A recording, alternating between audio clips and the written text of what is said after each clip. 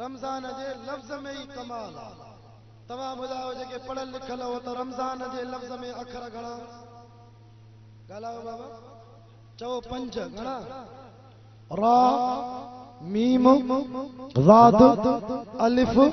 ऐं नून। रमज़ान जी राति चवे त रहमत वारो महीनो अचण वारो थी तॾहिं त अल्लाह से रमज़ान जो पहिरों ॾहाको मोमिननि जे लाइ रहमत जो ॾहाको रखायो आहे। रमज़ान जो ॿियो अखर थी मीम। इन मीम में इशारो आहे ॿुधो क़ुरान जा आशिको ओ मुख़्तलिफ़ ॻोठनि खां आयल मुस्लमानो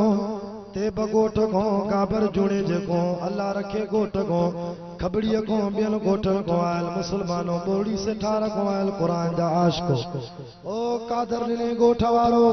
सादुल्ला न पर को ॿियनि ॻोठनि को आयल मुस्लमानो रमज़ान जो मीम थो चवे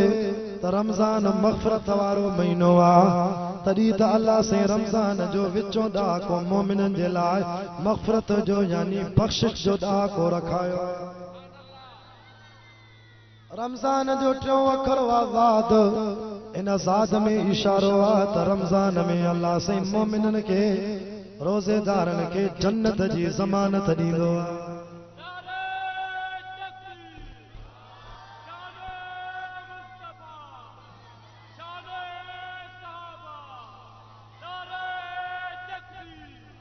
भाई न फ़कीर के दुआ तो क्या अल्लाह कदो शहीद अल्लामा ख़ालिद महमूद रहमतुल्लाह जे पोयों भी नारा हणंदो असांखे जन्नत में वठी वेंदो। ज़ाद तो चवे जन्नत जी ज़मानत वारो महीनो थी तॾहिं त अल्लाह से रमज़ान जो आख़िरी ॾहाको जन्म को आज़ादी जो ॾहाको रखियो आहे। अलिफ तो चवे उल्फत वारो महीनो आहे। अल्लाह से रमज़ान में उन्हनि बाननि सां जेके रोज़ा रखंदा ॾींहं जो रोज़ो रात जो मुसल्ले ते कारी साहब जे पोयों तरावियन में कुरान ॿुधंदा वरी तहज्जुद पढ़दा इशराक पढ़दा चाश्त पढ़दा अवाबीन पढ़दा नफल पढ़दा अल्लाह तो फरमाए कुरान जा ख़त्म कढंदा नबी सोने ते दुरूद पढ़ंदा सलात तस्बीह जी नमाज पढ़ंदा रमज़ान में माला मोमिननि सां उल्फत यानी मोहब्बत कंदो। रमज़ान जो नून तो चवई मुसलमान जिया रमज़ान में चंड बीहंदो वेंदे ईद जे चंड ताईं 24 कलाक मिंट मिंट में सेकंड सेकंड में ता रोज़ेदारनि जे मथों अल्लाह जी रहमत जो नूर ही नूर वसंदो। अल्लाह से कुरान में प्यार में सॾु करे तव्हां खे चयो या अय्युहल्लज़ीना आमनू ओ ईमान वारो ओ कलमे वारो कुतिबा अलैकुमुस सियाम मां रब तव्हां जे मथों रोज़ा फर्ज़ कया मता चओ त या रोज़न जो फर्ज़ियत रुगो असां जे मथों आहे न न अॻ में भी नबी सगोरा आया के नबी जी उम्मत अल्लाह साईं 40 रोज़ा फर्ज़ कया के नबी जी उम्मत अल्लाह साईं 2 महीना रोज़ा फर्ज़ कया के नबी जी उम्मत अल्लाह साईं 6 महीना रोज़ा फर्ज़ कया पर जने मदीने वारे साईं जो वारो आयो अल्लाह फरमायो 12 महीनन में जेको सरदारी महीना रमज़ान आ सरदार नबी जी उम्मत के मां अल्लाह से सरदारी महीनो रमज़ान तो नसीब कराया। असा को शंशर ते आचर ते सुमर ते अंगारे ते अरबा ते खमीस ते जेके गुनाह थींदा अल्लाह से जुमे जे ॾींहुं सॼे हफ़्ते जा गुनाह धोई छॾींदो। इए 11 महीना ता असा को जेके गुनाह थींदा अल्लाह से वे 11 महीननि जा गुनाह वरी रमज़ान में धोराए छॾींदो। असा के दुख उन्हनि माण्हुनि जो आहे रमज़ान जो चंड बीहंदे शीशी खीसे में अरे वाह रोज़ो रखो न साईं मां त बीमार थी पियो आहियां ऐं या बसरनि जूं बबोरियूं ॾेसि बमण बसरनि जा खणी वञी ओ मज़दा में रखंदो टालीअ में वञी रखंदो पर जे रोज़ो रखो त चए मुंहिंजी तबियत सही नाहे तबियत तुंहिंजी सही आहे मुंहिंजे अलाह सां ठगी थो करे। अॻे साल असांजी खानपुर में हिकिड़ो कुराड़ो 70 साल जी उमिरि जो अगे महीने में अगे साल जो रमज़ान थियो जून में 15 कलाकनि जो रोज़ो उन कुराड़े 70 साल जी उमिरि वारे सब रोज़ा रखे मौलाना वेठो आहे पुछोस असांजे मदरसनि में तालिब पढ़ंदा आहिनि 15 सालनि जी उमिरि वारा हेड़ा आड़ जा ॾींहं बि रमज़ान जो हिकिड़ो रोज़ो नथा छॾनि ईमान जी कमज़ोरी आहे से भला रोज़ो जो रखनि त फ़ाइदो कहिड़ो थींदो मुंहिंजे साईं फरमायो हिकिड़े रोज़े जे करे अल्लाह साईं मोमिन खे तवजो कयो बाक़ी मुंहिंजा 10 मिंट बचा हिकिड़े रोज़े जे करे अल्लाह साईं मोमिन खे जहन्नम जी बाहि खां एॾो परे कंदो आहे एॾो परे कंदो आहे जिया पखियुनि में कांव पखी ॼमे उॾुड़ंदो रहे कांव पखीअ जी उमिरि बि वॾी थींदी आहे अलाए केतिरा साल उॾुड़ंदो अलाए केतिरा किलोमीटर मेल फ़ासिलो करे वेंदो हिकिड़े रोज़े जे करे अल्लाह साईं रमज़ान में मोमिन खे जन्म जी बाहि खां एॾो परे कंदो वरी जे रोज़े जो तव्हांखे मुकमल सवाब वठणो आहे त राति जो रोज़ो खोले नमाज़ इशा जी पढ़ी वरी पोइ तरावीह जी नमाज़ पढ़ खोड़ माण्हू वरी तरावीह बि नथा पढ़नि के वरी पढ़ंदई 8 रकाता के वरी 12 रकाता अरे बाबा तू असांजे दीन जो मरकज़ आहे मक्को मदीनो मां तव्हांखे पुछां थो मक्के पाक में जेके पेशमामन उते 20 रकाता था पढ़नि या 8 रकाता पढ़नि 20 रकात मदीने में भी 20 रकाता अड़े जे करे तरावीह 8 रकात हुजन मदीने में जेको मदीने जो पेशमाम ये नबी साईं जे रोज़े जे बरसा कुरान तो पढ़े जंहिंजो कुरान जो आवाज़ मिठो नबी रोज़े पाक में ॿुधे थो त पोइ अल्लाह जो रसूल चवे हा न रब हे कहिड़ो पेशमाम बीहारियो थी जेको 20 रकाता तो पढ़ाए हालांकि मां नबी 8 तो पढ़ा हे चवंदा आहिनि अहले हदीस वारा 8 रकाता नबी साईं पढ़ियो पोइ चवे हा न अल्लाह जो रसूल न चइबो त मदीने जो पेशमाम 20 रकाता पढ़े थो त माना हुजूर भी रोज़े में राज़ी 20 रकाता तरावीह हदीस में अचे तो जेको तरावीह जी नमाज में हिकिड़ो सजदो थो ॾे अल्लाह से उन जे नामे अमाल में हिकिड़े सजदे जूं नेकियूं 1500 थो लिखाए मां तो जान जे करे असांजी ज़िले शिकारपुर में हुकूमत ऐलान करे न जेको मस्जिद में तरावीह पढ़दो हर सजदे जे एवज़ में 1500 रुपया मिलंदो वो त तव्हांजे कादर ॾिनल जी मस्जिद भी पूरी न पए माण्हू रोज़ो खोले बिना वुज़ू जे वेही रहंदा अरे ये मुंहिंजी जाइ थी छो त अल्लाह साईं जो ऐलान आहे जेको तरावीह पढ़दो अल्लाह जो ऐलान करे 1500 रुपया मिलंदा हिकिड़े सजदे जे एवज़ में पर असां वटि क़दुरु आहे पैसे जो कादे आज़म जो अमेरिका जे डॉलरनि जो दुबई जे दिरहमनि जो यकीन कयो मुसलमानो जेकॾहिं तोखे नेकीअ जो क़दुरु थींदे त महशर जे मैदान में थींदी हिक नेकीअ लाइ परेशान थींदी मुझे साईं फरमायो रमज़ान जो महीनो अचे वतो अल्लाह साईं ताके ख़ुसूसी पैकेज ॾिना रमज़ान जे महीने में जेको हिकिड़ो नफ़ल पढ़े अल्लाह से उनके फर्ज़ जो सवाब ॾींदो हिकु फर्ज़ पढ़े त 70 फर्ज़ जो सवाब केॾी त अल्लाह जी महिरबानी आहे ख़ुसूसी पैकेज आहे जीअं मुबलिंग जी सिम वारा पैकेज ॾींदा बाबा 500 जो इज़ी लोड कराए 1200 मिंट फ्री पंहिंजे यारनि सां ॻाल्हाए अल्लाह तो चे रमज़ान शरीफ में जेको काबतुल्लाह में वञे हिकिड़ी नमाज़ पढ़े त मां रब साईं 70 लख फर्ज़न जो सवाब ॾींदोमांसि दुआ कयो अल्लाह रमज़ान में उमरो कराए या शाबान में ॿियनि महीननि में हिकु नमाज़ पढ़ हा साईं हिकु नमाज़ पढ़ काबे में हरम पाक में लख नमाज़ जो सवाब पर जेके रमज़ान में पढ़ त 70 लख फर्ज़न जो सवाब मुसलमानों रमज़ान शरीफ में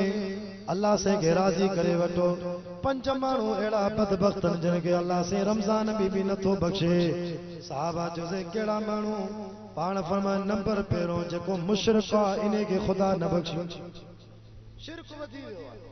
असां वियासीं दरगाह शाह लतीफ़ भिटाई रहमतुल्लाह अलैह ते हिकिड़ी कुराड़ी क़ब्र ते चेपी भेट भेटाई कर मुल्क बिठाई 7 साल तोड़े इंदिया न पुट तो ते न न्याणी मां चमास अम्मा शाह साहब जी निंड सोती फिटाई अम्मा उन अल्लाह को औलाद नथी घुरे जे तुझे करे पंहिंजी ज़ात ते निंड ही हराम करे दरगाह हाले जी शरीफ जे बरसा जलसो हो मां उते ॻाल्हि कई त बाबा पुट अल्लाह ॾींदो आहे औलाद रब ॾींदो आहे त हिकिड़ो 80 दाढ़ी वारो कुराड़ो उथी बीठो चेस बिल्कुल साईं शाह साहब मांखे 2 घर वारियूं 80 साल उम्र आहे 30 ॿारनि को मथे औलाद 30 ॿारनि को मथे मां जो केड़ी दरगाह तो वठी आवा असां भी पंहिंजे मुरीदन खे ओॾे मोकिलियूं चइसे अहिड़े मुर्शिद को वठी आवा जेको सॼी राति निंड ई न कंदो आहे। मां जो तवारे मुर्शिद खाईंदो छा आहे जो निंड ई नथी अचेसि। असांजा मुर्शिद निंड न कनि त ईअं माली खोला जी बीमारी थी वञे। 8 कलाक निंड लाज़मी आहे। 24 कलाकनि में जेको 8 कलाक न सुम्हंदो इनके जिस्म में बीमारी थी माली खोला जी बीमारी थींदी रत सुकी वेंदी। मूंखे जिने मुंहिंजो मुर्शिद उहो आहे अल्लज़ी हुवा युतहिमुनी व यस्कीन सॼी दुनिया खे खाराईंदो आहे पाण खाइण को पाक। मां जो तवारो मुर्शिद भला पीअंदो छा आहे जैसे अफरअयतुमुल मा अल्लज़ी तशरबून सॼी दुनिया खे मिठो पाणी पियारींदो आहे पाण पीअण को पाक। मां जो तवारे मुर्शिद जी दरगाह ते तालो काएं बजे लॻंदो आहे कुल्फ। मूंखे चए साईं मुंहिंजे मुर्शिद पंहिंजी दरगाह जो कुल्फ ठारायो छो नथो ठाराए चए तो ठाराईंदुमि त पोइ बरोच जामोट चाबीअ ते विड़ी पवंदा। मुंहिंजी दरगाह 24 कलाक खुलियल आहे छो त मुंहिंजो बानो मूंखे निंड में सॾु करे ला इलाहा इल्लल्लाह ला इलाहा इल्लल्लाह त मां रब चवंदोमांसि जी मुंहिंजा बाना। मां जो तवारे मुर्शिद जी दरगाह ते पुलिस पहरो ॾींदी आहे रेंजर्स आर्मी चइसे न मुंहिंजो मुर्शिद आहे जेको पाण पुलिस फौज जे मथां पहरो ॾींदो आहे। मां जो न मुर्शिद जो मूंखे तारुफ़ त कराए चइसे अल्लाहु ला इलाहा इल्ला हुवल हय्युल क़य्यूम ला ताख़ुज़ुहु सिनतुन वला नौम लहू मा फिस समावाति व मा फिल अर्द मन ज़ल्लज़ी यशफ़उ इंदहु इल्ला बिइज़निहि यअलमु मा बैन अयदीहिम व मा ख़ल्फ़हुम वला युहीतून बिशयइन मिन इल्मिही इल्ला बिमा शाअ वसिअ कुर्सियुहु समावाति वल अर्द वला यऊदुहु हिफ़्ज़ुहुमा व हुवल अलियुल अज़ीम। जेके क़ुरान वणे हथ मथे करे चो सुभान अल्लाह। नारे तकबीर शाने कुरान। तवज्जो कयो बाक़ी 5 मिनट बचान। मुझो मुर्शिद हुआ साईं चे हुवल्लाहुल्लज़ी ला इलाहा इल्ला हु आलिमुल ग़ैबि वश्शहादा हुवर रहमानुर रहीम हुवल्लाहुल्लज़ी ला इलाहा इल्ला हु अल मलिकुल कुद्दूसुस सलाम अस्सलामुल मुमिनुल मुहैमिनुल अज़ीज़ुल जब्बार अल जब्बारुल मुतकब्बिर सुब्हानल्लाहि अम्मा युश्रिकून हुवल्लाहुल खालिकुल बारिउल मुसव्विर लहुल अस्माउल हुस्ना युसब्बिहु लहु मा फिस समावाति वल अर्द व हुवल अज़ीज़ुल हकीम। बे नंबर ते जेको पी मां जो नाफरमाना उनखे खुदा न बख्शे। पटको लाए वञी पी मां को माफ़ी वठ न त खुदा रमज़ान में न बख्शे। 3 नंबर ते जेको ज़ानी या ज़िना तो करे इनखे खुदा न बख्शे। ज़िना भी आम थी वई आहे। लारकाणे में हिकिड़े बदबख्त 9 सालनि जी छोकिरीअ सां ज़िना करे लाश ईअं रसो विझी घुटो ॾेई रेसवा में उछलाया। मर्द औरत सां ज़िना करे इन जी सज़ा क़ुरान में लिखल आहे पर जे छोकरो छोकरे सां ज़िना करे मर्द मर्द सां ज़िना करे एडी सज़ा आहे जो खुदा न क़ुरान में लिखाई आहे न हदीस में लिखाई आहे। इनके कोठे ते बिहारे धिको ॾियोसि मणको भॼी पवे त बि सज़ा पूरी न थी। मेराज जी रात नबी साईं जन्म में हिकिड़ो खूह ॾिठो मर्द औरतूं उबता टंगिया पिया साईं हे कहिड़ा माण्हू हे साईं उहे औरतूं जेके पंहिंजे मुड़ुसनि खे छॾे ॿियनि सां तालुक़ रखंदियूं उहे मर्द जेके बेग़ैर थी पंहिंजी घरवारी खे छॾे ॿियनि सां तालुक़ रखंदा। चौथों शराब को तौबा कयो। शराब आम थी वियो आहे। लारकाणे में हिकिड़े शराब पीतो 25 लखनि जी जीअला कार पियो हलाए ठका थी त ट्रक में गाॾी बि तबाह पाण बि तबाह। रते देरे में शादी थी नौजवाननि शराब पीतो हीअं जो फायरिंग कयो हिकिड़े खे शराब मस्त कयो शादीअ में बजाए मथे गोलियूं हलाइण जे हीअं गोलियूं हलाए 8 खून थी विया शादीअ में। मौलाना सुबुह जो जनाज़ा पाठो शादी मातम में त असांजी खानपुर में हिकिड़े शराब पीतो साल खे 3 तलाकूं ॾिनई और सुबुह जो मदरसे में साईं मूंखे माई त बचाए ॾियो आऊंठो बचंदई। अड़े तलाक ॾिनई काॾो बचंदई खिल में ॾिने खणी भोग में ॾे खणी नशे में ॾे माई हराम। 5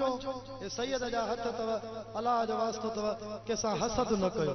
साड़ न कयो। हसद कंदे खुदा न बख़्शींदई रमज़ान में ये चो अल्लाह इनके अच्छी मानी ने नहीं अच्छो लटो ने नहीं रब तुझा खजाना भरलन मुखे भी रे अल्लाह तुझे माथो के भी गंज रही छॾींदो हथ मथे करे जो असांजी तौबा अस्तगफिरुल्लाह इल्ला मन ताब व आमन वरी कलमो पढ़ो ला इलाहा इल्लल्लाह मुहम्मदुर रसूलुल्लाह व अमिल अमलन सालिहा अमल नेक कयो फौलाइक युबद्दिलुल्लाह सय्यातिहिम हसनात व कान अल्लाह गफूर रहीमा रब तो जे गुनाह त माफ किया मैं पर जेके गुनाह कयई न ये भी नेकी में बदलाए छाए जिंदगी रही वरी अकेलो जलसो थींदो उन में ताज वधिक हक अदा कंदासे हींअर मां कुर्सी मौलाना तारिक हुसैन जे हवाले तो कया 2 मिंटन में भाऊ उज़ैर अहमद हिकिड़ो गज़ल ॿुधाईंदो तव्हांखे पोइ मौलाना जो बयान थींदो इन मिस्कीन नात ख़ान जी बि ख़िदमत कयो अल्लाह गंज ॾींदव वाखिर दावा